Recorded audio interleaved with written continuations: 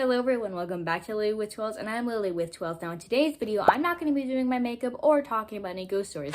I'm going to be covering one of the most crazy and scary things I've ever talked about on this channel. School. I know it sounds silly, but school season is fastly approaching, and today I'm going to be talking about hacks that could help you get a lot better grades. Let's just get right to it.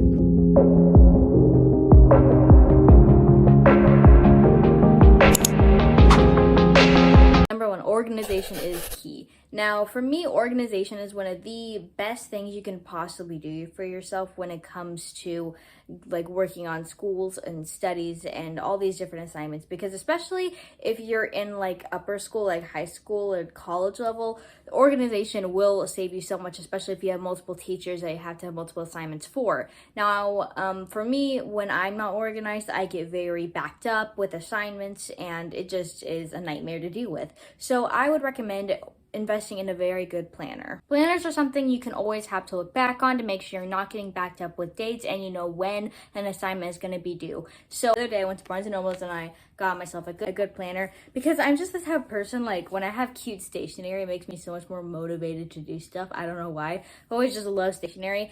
And I would recommend, like, you don't have to get the biggest, bestest planner with like the fancy stuff.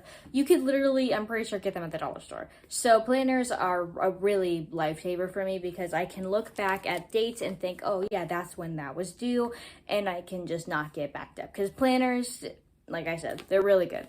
For my second hack for the organization kind of category is have a good steady schedule for yourself. So if you don't have a good schedule and you have all these things and you think, oh, I'm just going to do it later, chances are it's going to take a long time to do the things and you're going to get backed up and eventually you're going to get burnt out, which is not a good thing.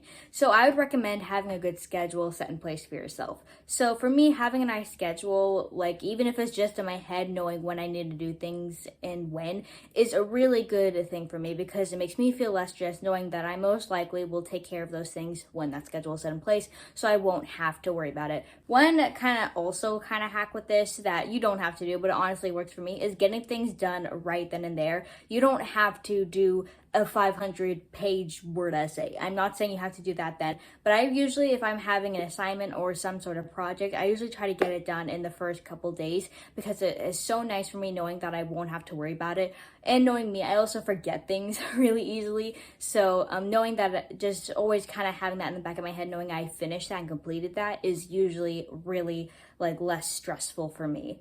But yeah, having a good schedule is set in place. What I would recommend that being is like when you get home from school or work, you get done what you need to get done, and then you can have break time, because just for me, always getting things done when I need to and even early is always such a lifesaver for me in the future. And organizing things more is simple but very, very effective. So I would say just always have assignments where you need them. If you have a backpack, don't just do like what I did and just throw the papers in my backpack, because A, they're gonna get really crumpled, and B, you're most likely gonna lose them. I cannot tell you the amount of times I have lost a paper because I threw it in my backpack just to find it weeks later when I had to redo the entire assignment, crumpled up in the bottom of my backpack. So I would say have folders organized in the exact classes you need, and just have papers organized. I know it's like sometimes you're just like over it and you just want to throw things in your backpack. I just recommend keeping things organized. And that could also mean, because I know after like the virus and stuff, a lot of things are online now, having things organized, like just everything organized no matter what you're doing, just helps a lot with keeping your grades up. Number two, sleep schedule is way more important than you think.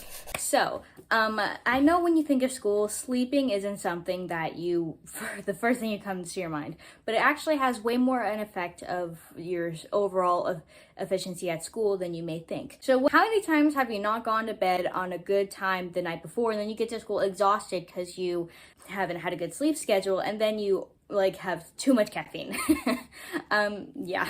So sleep schedules are way more important in school than you may think. So if you don't have a good night's sleep before, you're going to go to school feeling tired and drowsy, and you're not going to give it your best effort because you're obviously exhausted, meaning you may get behind. So sleep schedules are a very important thing when it comes to getting good grades. Now, for starters, if you're like me and sometimes you have just such trouble going to sleep, or even if you have insomnia, just here are some hacks for that. Number one, try not to go on your phone before you go to bed. I know it's so much easier said than done. I am guilty. I still go on my phone right when I go to bed. I don't know why. It's just an unhealthy addiction.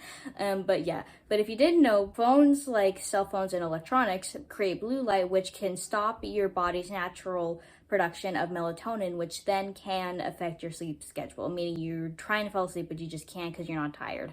Yeah, I've been there so many times. Sometimes I'll just be laying in bed after going on my phone for a solid 2 hours thinking, why can't I fall asleep? It makes so much more sense now. But I would recommend trying not to go on your phone before you go to bed, at least like an hour and a half before. And trust me, try it. You'll see a nice change in your sleep schedule. It's so sweaty. It's like 90 degrees here, and I'm in my room filming, and I'm so sweaty.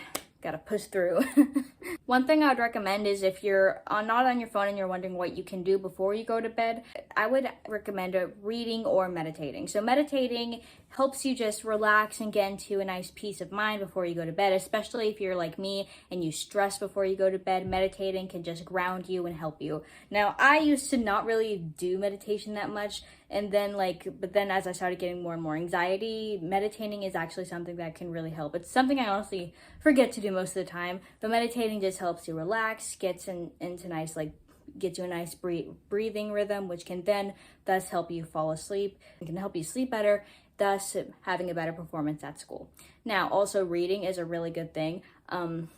Reading can help you just kind of get your mind off of like the hecticness of the real world, and also it's just really something fun. I love reading. I used to hate reading, usually like no shame against teachers, but teachers used to all the time be like forcing me to read like during reading time, and I'm really stubborn, so I'd be like, no, I don't want to read. But then as I got older, reading is something I love to do, and but it's honestly sometimes side tangent. It's hard for me to find books that I really, really love because I'm very picky when it comes to what I like to read.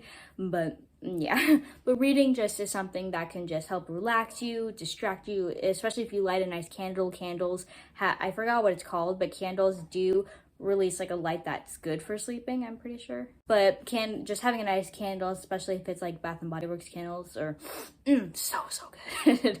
But yeah, and if you're looking for a quick book recommendation, I'm sure all the book readers who are watching this have probably already read this book, but the Shatter Me series, so good. It's an entire series. I am currently on like the fifth book, and I've read this for like the past year or so, and I just love it so much. I highly recommend Shatter Me. It's a really good one. And if you're like me and you can't sleep because you're simply just too stressed, I would recommend just trying grounding breathing techniques. Here are a few if you're curious. And I know I know how annoying it is when you're stressed and someone just says like, hey, just chill, just breathe. Like, I know how frustrating that is, but breathing is a really nice thing. It helps slows down the like hecticness of your mind, and it can just ground you and make you think more rationally, especially if you're like me and you're stressed and I think, oh, since I didn't get that done, I'm gonna fail for the whole year. No. And they're just amazing. My favorite one is this one. It really helps. So it's like the 5 breathing method. I'm so stupid, I forgot what it's called, but just like simply just taking a minute just to have some nice breathing exercises, especially if you have lavender. Lavender is a very natural and effective thing for calming and helps you just relax you, especially if you're having anxiety. I would recommend having a bath with some nice lavender Epsom salts, because those things just really help just ground you and relax you. I don't know why I keep doing this. Probably because when I'm stressed, doing this and breathing really helps. I don't know why, but just having lavender like candles or oils just to rub on your chest is amazing. And finally, my favorite hack probably in this entire video is working hard. So I know you're probably like very underwhelmed by hearing that, because that's something you've probably been told your whole life, just work hard and you'll be fine. But it's honestly very true. So like working hard for something, especially grades, is something that like pretty much anyone can do, and it's almost always effective. So working hard takes a lot of effort, obviously, but if you're working hard with grades, if you're putting in the effort, if you're showing up, if you're doing all the good things, your grades will be better. Because if you're not working hard, if you're just kind of slacking and not putting in all effort, obviously you're not going to get good results. But if you work hard for your grades, and you put in the effort and you show up and you just, even when it's tough, you just keep pursuing and going, you're gonna see results. And that's something I kind of like, I used to not really work that hard, and I'd be like, man, why is my grade so bad? But then when I started working hard and putting in effort and showing up, my grades got really, really good. And that's something that like, simply just you put in effort and you work hard. So yeah, just, and with all these hacks with organization and just taking care of yourself and your body, doing those things and working hard together, you will get good grades. And lastly, if you're like me and sometimes you simply can't sleep because you're just exhausted, no, wait, no. There is a glitter on my face that I cannot get off, and it's bothering me so much. Whatever, I don't care. They will probably, dang it, crap. Oops, crap. Anyways, guys, if you want a part 2 to this video, or if any other kind of hacks, comment down below. Anyways, guys, thank you so much for watching this video, and if you liked it, make sure to smash that like button and maybe subscribe.